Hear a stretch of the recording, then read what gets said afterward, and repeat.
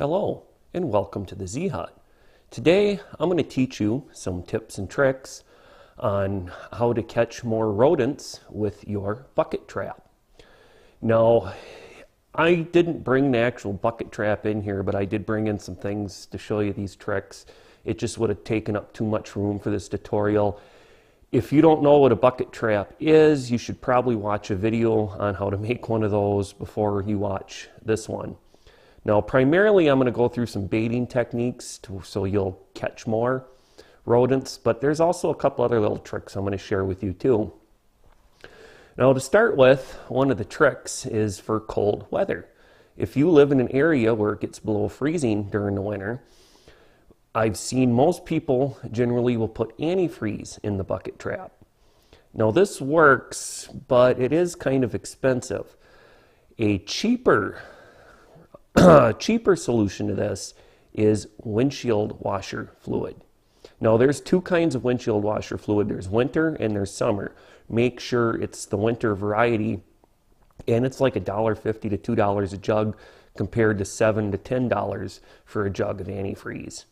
And when it's that cold, a gallon would probably be enough. Once the rodent gets in the bottom, if it does manage to jump out, it's going to be soaking wet in ice cold solution, and it's going to freeze to death in a matter of a minute, maybe two. It's not going to get very far from the trap, and most likely it's not going to be able to jump out. The shock of the cold water is going to do them in pretty quick. Now, another trick, if you are putting this in an area that has animals, like cats or dogs, and you don't want them trying to get the bait off the trap or sticking their head in there and drinking the antifreeze or whatever, another solution is to take and mount, and I'll just for demonstration here, say this is your roller you have in your bucket trap. Mount it down about 3 inches from the top of the bucket, then put the lid on the bucket, then cut a hole in the side of the bucket right above where your roller is, about 2 inches around, just big enough for a mouse or rat to get in. If you're going to just be using this for mice, you could probably do like a 1-inch hole, 1.5, but if it's rats, you're going to want about a 2-inch hole.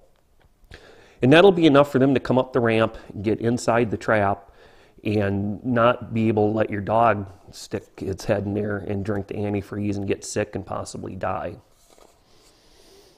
Now, let's get down to baiting your bucket trap.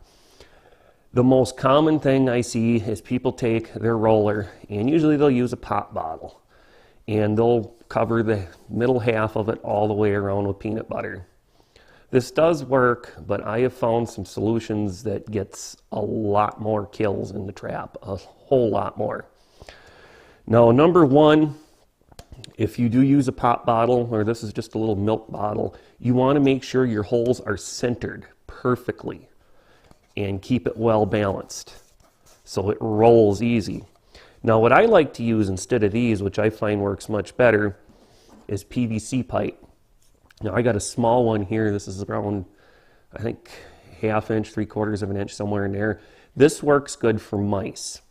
If I also got just a slightly bigger one, this works good for mice too, and a rat would possibly go out on this one. You're probably not going to get a rat to really feel comfortable enough to go out on this small one.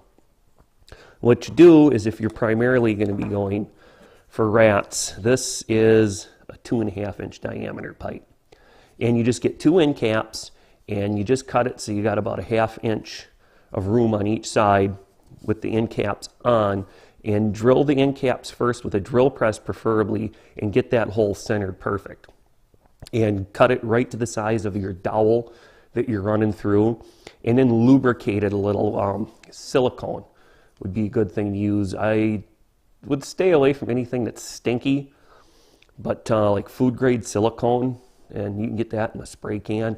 Lubricate it with that, and it'll rotate a lot easier. Now, as for baiting it, I'm just going to grab a smaller little piece here for demonstrating.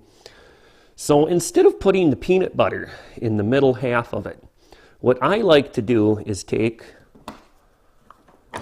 my hot glue gun, and I will hot glue gun the bottom half Smear it real quick, the whole bottom half, and then have some dog food or cat food lay down on the table, and then just stick it down quick and roll it back and forth a couple times and get a good layer of dog food or cat food on the bottom half.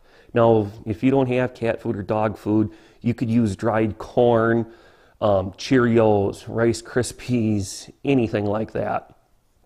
Now, after you get that glued on there, you let it sit for a couple minutes for the glue to cool.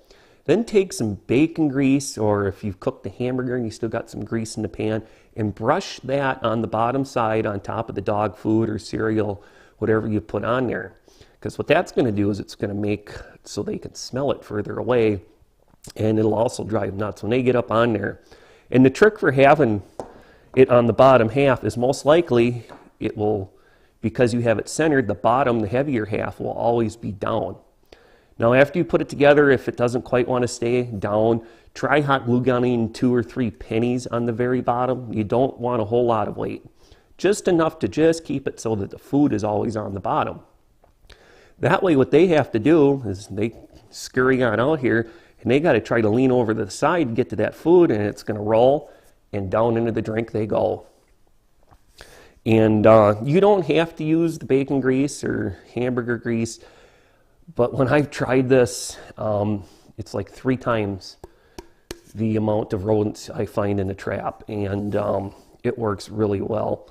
Another thing I've tried is chicken wing tips, and hot glue gun them on the bottom. Rats really like that. I don't get quite as many mice, and what I'd suggest is maybe put 2 or 3 of them on the bottom, and then put your dog food or cat food cereal as well. Maybe, you know, a few different things, some corn. And then, you know, whatever attracts them will be there. And when they try to lean over to grab a hold of it to get it off, down in the drink they go. That's about all I can really think of. And like I said, you can use the same technique with your pop bottle or your little milk jug. I've even seen people use pill bottles. But for rats, I mean, a mouse could go out on that little dowel, but a rat, you're not going to get them out there. And for the cost of your PVC pipe, you're talking like $1 for the pipe and another $1.50 for the 2 end caps. So you're not going to have a whole lot into it, and I think you will find that it'll work a lot better, especially if you get your holes centered. And that's why I'd suggest, if you don't have a drill press, go to your local machine shop. They'll probably charge you $3, $5 to quick drill 2 holes centered. I'm sure they're not going to try to nail you $10, $20 for something that'll take them 30 seconds. Otherwise, a welding shop would have a drill press, or check around with your neighbors. I luckily have a drill press, so I don't have that problem. And now, another little quick thing, if you don't have hot glue, you can use other types of glue. Just pick something that isn't going to have an odor, like maybe your Elmer's paper glue. I don't know, I don't think the wood glue has much of an odor to it, but try to avoid something that's going to have an odor to it, because that might scare them away. And on one of my other videos I did on baiting mice and rat traps, somebody commented they were using super glue and it worked. So just be careful with the super glue, because I actually know somebody that glued their finger to their lips trying to super glue one of their fake teeth back in. It's a long story, I'm not going to get into it, but it was pretty funny at the time when it happened. She actually had to go to the hospital to get her finger removed from her lips. All right, well, with that, I'd like to thank you for joining us here at the Z-Hut today. And I also do have 2 more videos on dealing with rodents. And I got one for how to bait a rat trap and another one for how to bait a mouse trap, the snap traps, to catch more rodents. So go ahead and check them out. You can find them on my channel. If I remember, I'll put a link below, or maybe I'll just have one of those little windows pop up here that you can click on for it. So thanks for joining us here today. I hope you have a great day, and I hope to see you here again for another video.